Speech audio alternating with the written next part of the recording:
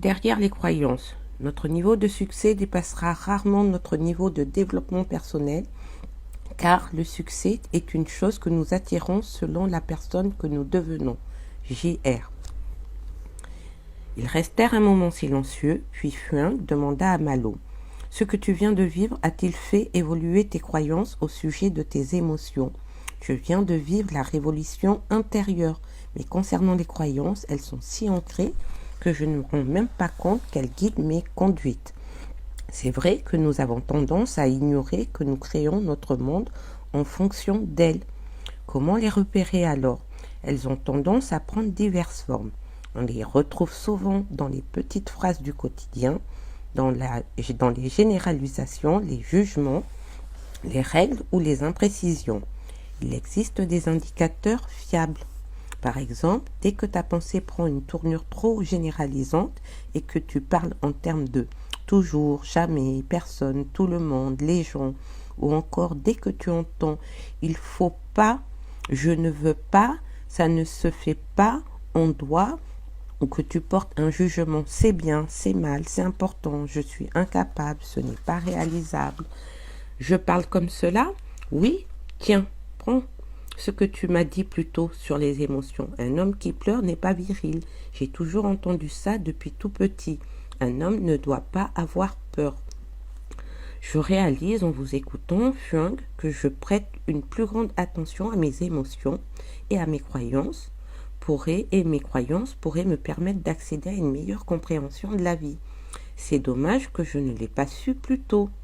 Certains pays l'enseignent dès le plus jeune âge, mais le monde occidental a privilégié le cerveau comme acteur unique de la compréhension. Oui, nous avons tendance à ne récompenser que l'effort intellectuel. Pourtant, notre niveau de réussite ne dépassera que rarement notre niveau de développement personnel. Qu'entendez-vous par développement personnel ? Notre niveau de développement personnel, tel que je le définis, c'est la somme de travail que nous effectuons sur nous-mêmes afin de mettre de la conscience sur ce qui nous empêche d'être nous-mêmes. Nous nous identifions à nos croyances, notre personnalité, notre métier, un tas de choses en fait, sans réaliser qu'elles nous éloignent de de qui nous sommes vraiment. Or, nous ne pouvons évoluer et dépasser ces croyances pour aller vers notre essence, vers ce qui nous tient à cœur et se situe au plus profond de nous. Sur le plan de la réussite, je m'en suis pourtant pas trop mal sortie, s'exclama Malo avec une certaine candeur et sans jamais m'intéresser à la façon dont je fonctionne, du moins jusqu'à présent. Parle-moi de ta réussite. Sur une échelle de 1 à 10, à combien te situes-tu ? Disons 8, 9. Il y a toujours des gens plus riches, mais pour mon âge, je me suis plutôt bien débrouillée, non ? Je ne parle pas seulement de ton succès dans les affaires, je fais aussi référence à ta santé, tes relations, ta famille. Ah là, bien sûr, la note se dégrade, bien en dessous de la moyenne. Fuang sourit. Merci pour ta franchise. Tu vois, l'écart entre ce que nous voulons, qui est tout là-haut et là, où nous sommes, présentement représente le niveau de travail sur soi nécessaire. Et comment faire pour réduire cet écart ? Il faut reconnecter son intelligence cérébrale avec son intelligence émotionnelle et corporelle. Vous m'avez perdu, Fuang. Ces derniers jours, tu as pris conscience qu'à chaque fois que tu traverses des moments difficiles, il y a toujours une part de toi susceptible de sortir grandi de cette épreuve. Si tu apprends à identifier les signaux d'intelligence émotionnelle et corporelle, tu auras toutes les clés en main pour ne plus jamais te laisser déstabiliser par un événement extérieur et ainsi te réconcilier entièrement avec toi-même. Mais ces événements conditionnent notre vie. J'avais retrouvé une existence heureuse aux côtés de Justine jusqu'à ce qu'elle me trompe. Je ne peux rien changer aux événements extérieurs. Non, mais tu restes le seul maître à bord de ton état de bien-être, et ce, à chaque instant. Ta qualité de vie dépend de ta capacité à accueillir le quotidien et en être reconnaissant. Vous êtes en train de me dire qu'il faut rester positif à tout prix, mais la vie n'est pas toujours si simple. Si tu sors du jugement, bien ou mal, Ce qu'il t'arrive devient alors juste. Juste comment cela? Oui, juste pour ce que tu as accompli dans la vie. Pour ne plus te perdre, tu auras besoin d'aligner tes 3 boussoles. Ta tête, ton cœur, ton corps, c'est-à-dire l'intelligence cérébrale, émotionnelle et corporelle. Malo sourit avec fierté. Du point de vue corporel, la nature m'a plutôt bien gâté, dit-il en bombant le torse.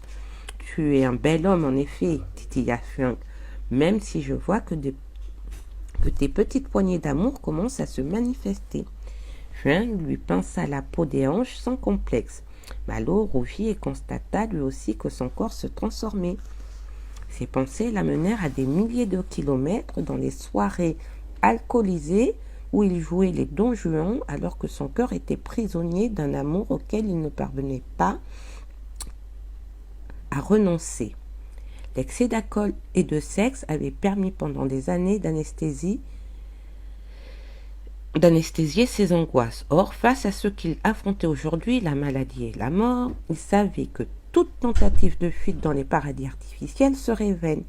Je n'ai toujours pas bien pris soin de mon corps, admit-il, mais cette pause avec le quotidien du bureau me donne quelques idées.